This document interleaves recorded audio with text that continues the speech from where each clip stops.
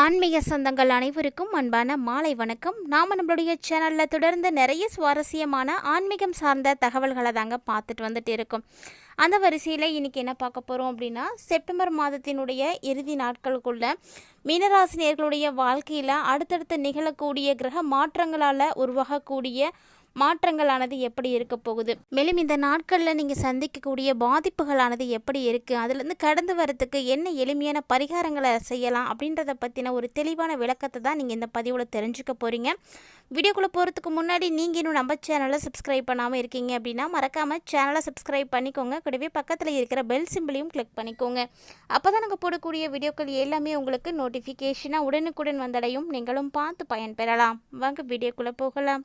2025 வருடத்தினுடைய 9வது மாதமான செப்டம்பர் மாதம் பிறந்திருக்கக்கூடிய நிலையில் இந்த மாதத்தில் முக்கியமாக ஏற்படக்கூடிய ஒவ்வொரு விதமான கிரகங்களுடைய பயிற்சிகளுமே ஒவ்வொரு ராசிக்காரர்களுக்கும் நல்ல ஒரு தாக்கங்களை தான் ஏற்படுத்தி கொடுக்குது. அதில் மீன ராசிக்காரங்களுக்கு பார்த்திங்கன்னா ரொம்ப அற்புதமான ஒரு அமைப்பை தாங்க ஏற்படுத்தியிருக்கு. எப்போதுமே மீனராசிக்காரங்க பார்த்திங்கன்னா பொதுவாக அவங்க சொல்லாக இருக்கட்டும் செயலாக இருக்கட்டும் அதில் ரொம்ப ரொம்ப ஸ்ட்ராங்காக இருப்பாங்க. ஸோ அவங்க என்ன நினைக்கிறாங்களோ அதை செயல்படுத்தணும் அப்படின்னு நினைக்கக்கூடியவங்க. அவங்க சொல்லுக்கு முன்னாடி நம்மளால் எதுவுமே பண்ணவே முடியாது. ஏன்னா அந்த அளவுக்கு அவங்க பேசக்கூடியவர்கள் தான். இருந்தாலும் இந்த காலகட்டங்களில் பார்த்திங்கன்னா விரயச்சனியானது முடிஞ்சு இப்போ உங்களுக்கு ஜென்ம சனியானது ஆரம்பமாகியிருக்கு. ஸோ ஏழரை சனியானது தொடங்கியிருக்கக்கூடிய நிலையில் இன்னும் ஒரு சில ஆண்டுகள் வரைக்குமே உங்களுக்கு பாதிப்புகள் அப்படின்றது இருக்கத்தான் செய்யும். இருந்தாலுமே கூட அதையெல்லாம் தாண்டி உங்களுக்கு இந்த கிரக அமைப்புகளானது சரியாக அமைஞ்சி தசாபுத்திகள் நல்லா நடந்துச்சு அப்படின்னா நிச்சயமாக உங்களுக்கு இந்த பாதிப்புகள் ஒன்றுமே பண்ணாது. பொதுவாக பார்த்தீங்கன்னா ஒரு ராசிக்கு ஏழரை சனியானது ஆரம்பமாகுது அப்படின்னாலே எல்லாருக்கும் பயம் வந்துடும். ஆனால் இந்த ஆண்டுகளுக்குள்ள பெரிய மாற்றங்கள் தாக்கங்கள் இருக்கும். சனி பகவான் நல்ல எல்லாருக்கும் கர்ம வினைக்கான பலன்களை கொடுக்கக்கூடிய ஒரு நேரம். அதனால தான் நம்ம வாழக்கூடிய நாட்களில் நம்ம நல்லதை செய்யணும். இன்றைக்கி நீங்கள் தப்பிச்சாலுமே கூட நாளைக்கு கர்மாவினுடைய பலனை அனுபவிச்சே ஆகணும். இந்த ஒரு விஷயத்தை நினைவில் வைத்துக்கிட்டு தான் வாழக்கூடிய நாட்களில் யாருக்கும் எப்போதும் எந்த ஒரு தீங்கும் செய்யக்கூடாது. பொதுவாக தீங்கு அப்படிங்கிறது செயலில் மட்டும் இருக்கணும் அப்படின்றது கிடையாது. என்ன சுத்தமாக இருக்கணும், நேர்மையாக இருக்கணும். இல்லை அப்படின்னா சனி பகவான் அவருடைய காலகட்டங்கள் வரும்பொழுது அதற்குரிய பலன்களை கண்டிப்பாக கொடுப்பார். ஸோ ஒருவர் ஒரு வாழ்நாளில் பிரச்சனைகளையும் பாதிப்புகளையும் பார்த்துட்ருக்காங்க அப்படின்னா அது முன்வினை சார்ந்த விஷயம்தான். இதை ஒவ்வொருத்தரும் புரிஞ்சு நடந்துக்கிட்டாலே போதும், எந்த ஒரு கெட்டதுமே நடக்கவே நடக்காது. ஸோ இவ்வளவு பாதிப்புகளோடு மீனராசி நேயர்கள் இப்போ தங்களுடைய வாழ்க்கை பயணித்து வந்துட்டு இருக்கக்கூடிய நிலையில் இந்த செப்டம்பர் மாதம் உங்களுக்கு எப்படி தான் இருக்க போகுது அப்படின்றத நம்ம பார்த்துடலாம். செப்டம்பர் மாதத்தை பொறுத்த வரைக்கும் உங்களுடைய ராசிக்கு ராசிநாதன் சுகஸ்தானத்தில் அமர்ந்து மறைவு பெற்றிருக்கிறாரு. அதாவது சுகஸ்தானத்தில் அமர்ந்து மறைவு ஸ்தானங்களை பார்க்குறாரு. அதாவது அஷ்டமஸ்தானத்தையும் விரயஸ்தானத்தையும் பார்வையிடும் பொழுது அந்த இடம் எல்லாமே பலம் பெற்று உங்களுக்கு எந்த விரயம் வராமலும் தடயங்கள் எதுவும் இல்லாமலும் காப்பாற்றும். அது மட்டும் இல்லாமல் இந்த டைமில் உங்களுக்கு பார்வையாலேயே நல்ல ஒரு பலன்களை கொடுக்க போகிறாங்க. பார்வையால் செயல்பாடுகளை எல்லாம் செய்ய வைப்பார். ஸோ விரயச்சனியை குரு பகவான் பார்த்துட்ருக்காரு. ஸோ தேவையில்லாத செலவுகள் எல்லாம் உங்களுக்கு வரும் தான். ஆனால் அதை தாண்டி உங்களுக்கு நிறைய நல்லதுகளும் நடக்கும். உடல் ஆரோக்கியம் நல்லா இருக்கும். ஸோ முன்னாடி கண்டிப்பாக ஏழரைச்சனி ஆரம்பமாக இருக்கக்கூடிய மீனராசி நேர்கள்லாம் ஏதாவது ஒரு ஆரோக்கிய குறைபாடுகளை பார்த்துருப்பீங்க, மருத்துவ செலவுகளை செய்திருப்பீங்க. அது கட்டாயம் கண்டிப்பாக நீங்கள் செய்து தான் ஆகணும் அந்த நேரத்தில். ஏன்னா இந்த ஏழரைச்சனியானது நடக்கும் பொழுது தான் சனி பகவான் ஆயுள்காரகனாக இருக்கிறதுனால ஆயுளை பாதிக்கக்கூடிய வகையில் உடல்நலத்தில் பிரச்சனைகளை கொடுப்பாரு. ஆனால் இந்த டைமில் தசா புத்திகள் மட்டும் நல்லா இருக்குது, உங்களுடைய கர்மாக்கள் நல்லா இருக்குது அப்படின்னா உங்களை அந்த சனி பகவான் கூட எதுவுமே செய்யவே மாட்டார். இது உண்மையான விஷயம். ஸோ ஏழரை சனியானது நடக்குது அப்படின்றதுக்காக எல்லாரும் பயப்படணும் அப்படின்ற கட்டாயம் கிடையவே கிடையாது. எதை நீங்கள் இந்த காலகட்டங்களில் தேடி பயணிக்கிறீங்களோ அதை கண்டிப்பாக மீனராசினியர்கள் அடைவீங்க. அதை அடையிறதுக்கான பாக்கியம் உங்களுக்கு கண்டிப்பாக இருக்குது. ஸோ உங்களுடைய நோக்கத்தை நீங்கள் சரியாக வைங்க. நீங்கள் அடையக்கூடிய விஷயம் உயர்ந்ததாகவும் நல்ல ஒரு விஷயமாகவும் இருக்குது அப்படின்னா அதுக்கு சனி பகவானே உங்களுக்கு நல்ல வழியை காட்டிடுவார். ஸோ அதன் மூலமாக உங்களுடைய அடுத்தடுத்த விஷயங்களை உங்களால் சிறப்பாக செஞ்சுக்க முடியும். மேலும் சரியான நேரத்தில் சரியான பாதையில் உங்களை வழிநடத்தி போகக்கூடிய ஒரு அமைப்பானது இப்போ இருக்குது. அப்படி இப்போ நீங்கள் சரியான ஒரு நோக்கத்தோட சரியான வழியில் தான் போயிட்டுருக்கீங்க அப்படின்னா நிச்சயமாக நீங்கள் என்ன விஷயத்தை எடுத்திருக்கீங்களோ அது கண்டிப்பாக நடக்கும். எல்லாமே நடக்கும், நல்லதாகவே நடக்கும். இந்த காலகட்டங்களில் மீனராசினியர்கள் ஒரு சிலர் பார்த்திங்கன்னா இடம் விட்டு இடம் பயிற்சியாக வேண்டி வரும்.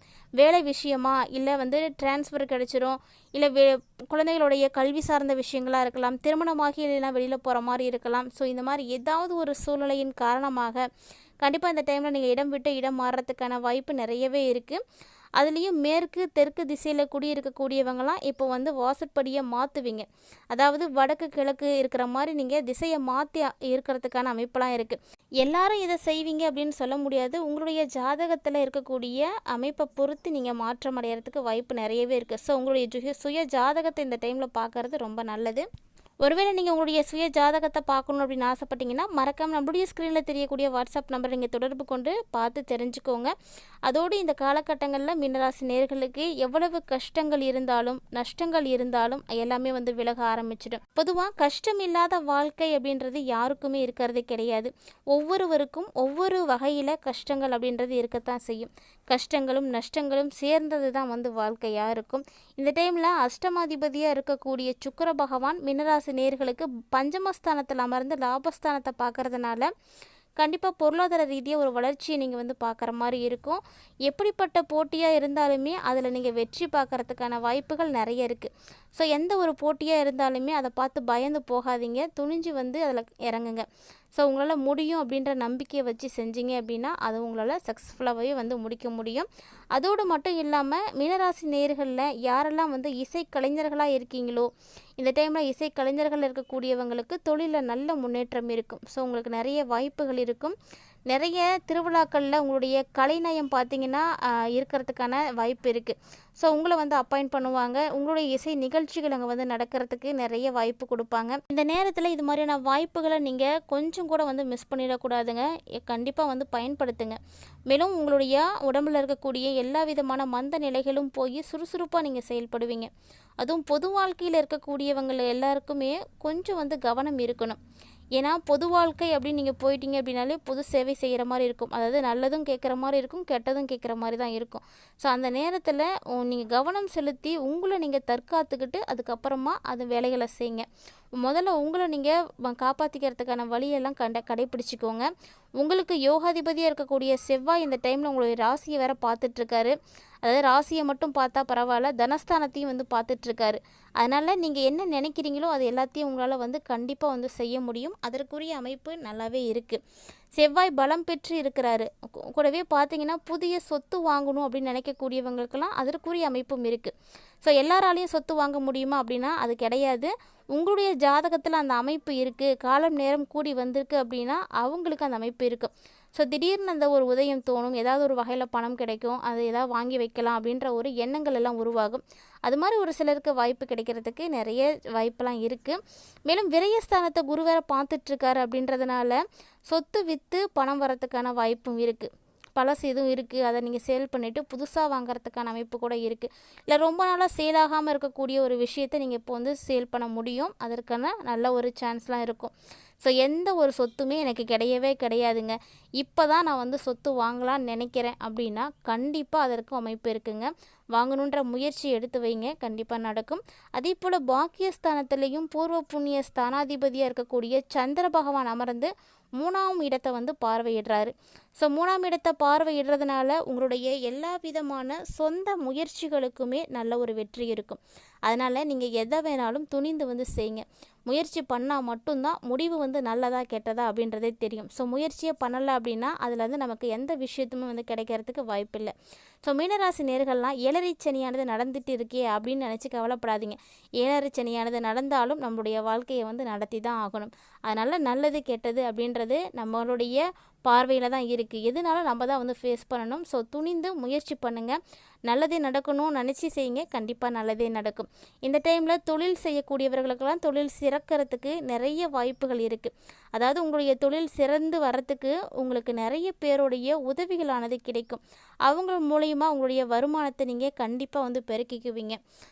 மேலும் பார்த்தீங்கன்னா சந்திராஷ்டம நாட்களாக மீனராசி நேயர்களுக்கு 24ஆம் தேதி காலையில் ஆரம்பமாகி 26ஆம் தேதி காலையில் வரைக்கும் இருக்குது. ஸோ இந்த நாட்களில் ரொம்ப ரொம்ப கவனமாக இருங்க.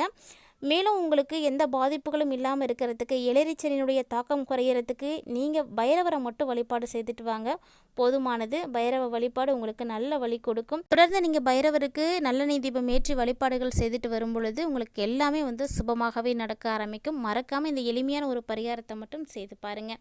இந்த வீடியோ உங்களுக்கு பிடிச்சிருந்தால் லைக் பண்ணுங்கள், ஷேர் பண்ணுங்கள், மறக்காமல் கமெண்ட் பண்ணுங்கள். மீண்டும் இது போல் சுவாரஸ்யமான தகவல்களோட மற்றும் ஒரு தலைப்பில் சந்திக்கலாம்.